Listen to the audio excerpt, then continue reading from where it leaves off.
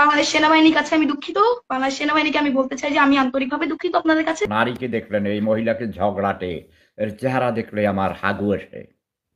এ বরিশাল্লা অ্যাকসেন্টে কথা বলে, একটা জঘন্য বেয়াদব মহিলা।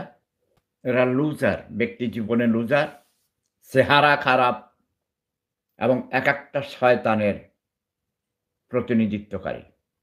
মাননীয় প্রধানমন্ত্রী দৃষ্টি আকর্ষণ করছি, এদেরকে প্রশ্রয় দিয়ে মাথায় তুলবেন না। যদি তাদেরকে মাথায় তোলেন, আপনি শব্দ বোমা খাবেন। সেফুদার শব্দ বোমা বন্ধ হয় নাই, হবে না।